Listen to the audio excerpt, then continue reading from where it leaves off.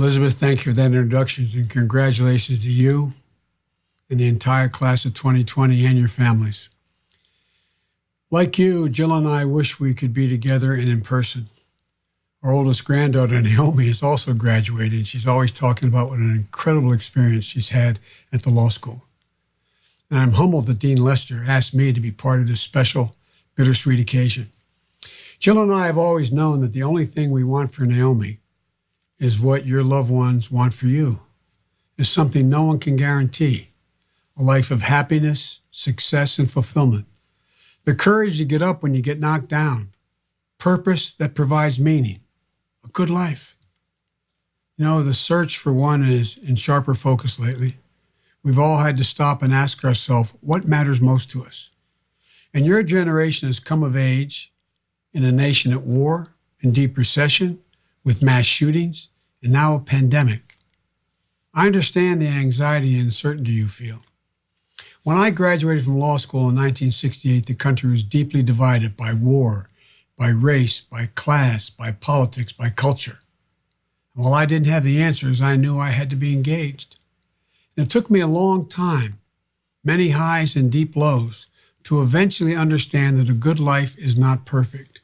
It's made up of 1,000 little things built on character and how they all add up, as we see today. It's being personal, holding a hand against a window to let a loved one know that you're there. That's how you build trust in real relationships. It's recognizing that everyone's equal to you and no one is better than you. Stepping outside to clap and show essential workers the respect they've always deserved but haven't always received. And it's understanding that no matter your best laid plans, reality has a way of intruding. Just like that, everything stops. Around the country, tens of millions of people are out of work, on edge. Each day, more lives lost and counting. People we knew or have come to know, saying goodbye on the phone, held by a stranger, a nurse, an angel, who stayed so they didn't have to die alone. For everyone who's lost someone and is feeling this survivor's remorse, I know from experience you'll wonder where to go from here. But soon you'll realize that countless people have suffered equally or more with much less reason or hope to go on. But they get up because a good life doesn't surrender. It's someone's courage from deep down. It gives you purpose. You'll struggle with those 1,000 little things that define your character, that help you find the sweet spot that balances your ambition, success, and happiness. You'll struggle to resist the temptation to rationalize what others think is right for you, to take a certain job, to make a certain living. Resist that temptation if it doesn't feel right to you.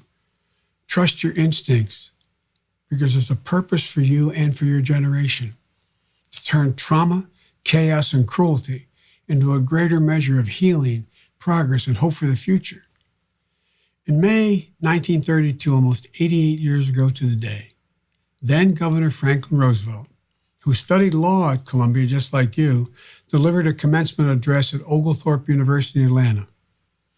He reminded the graduates entering the Great Depression that, quote, "Yours is not the task of making your way in the world, but the task of remaking the world which you will find before you."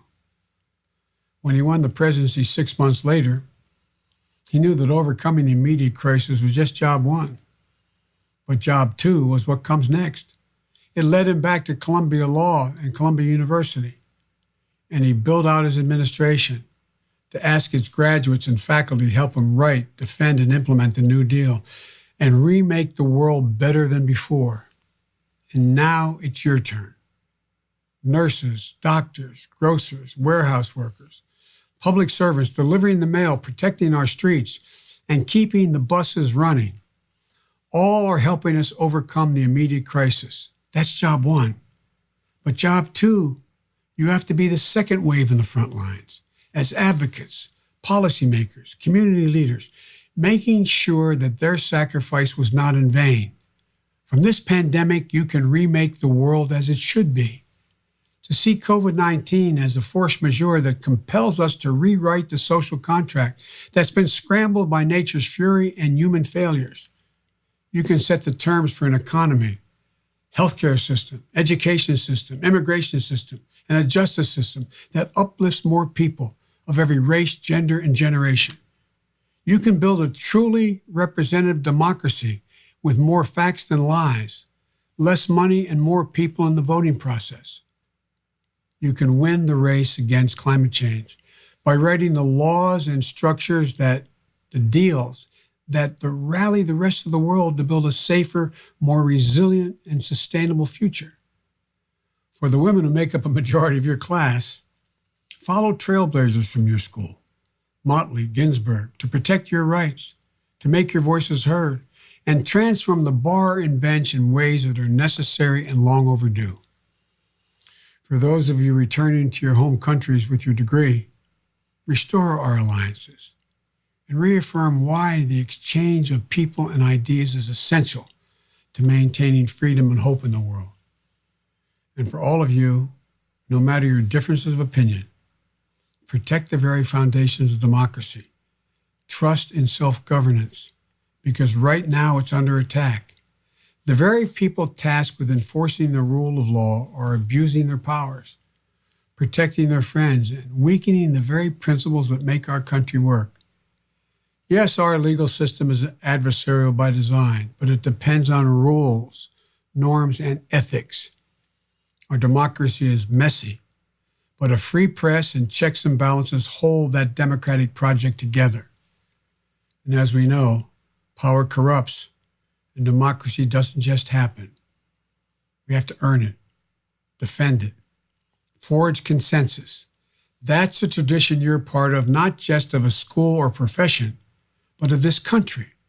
And you're ready. You represent a talented, tolerant, gifted generation. You lived in the most diverse and resilient city of New York, pulling together to show the best of ourselves. The recovery is going to be long, but because of you, we can come out of this even stronger, more empathetic, and more united.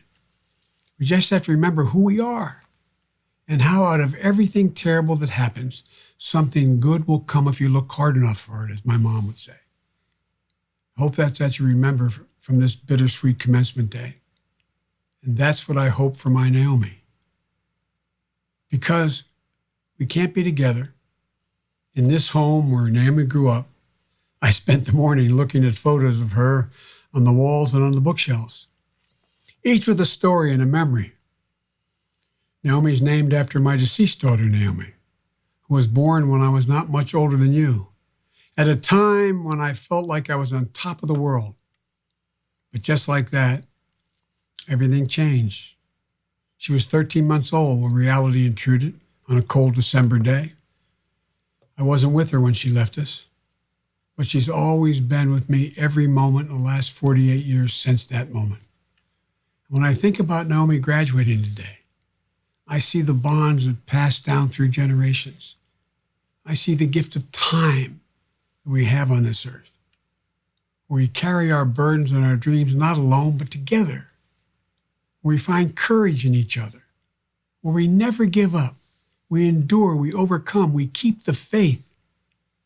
And all of you, I see the same promise. No one can guarantee it, but you have what it takes for a good life, a great life. You can remake this world anew. Now go live it, share it. We need you. Congratulations, class of 2020, and may God bless you, and may God keep our troops safe. Thank you.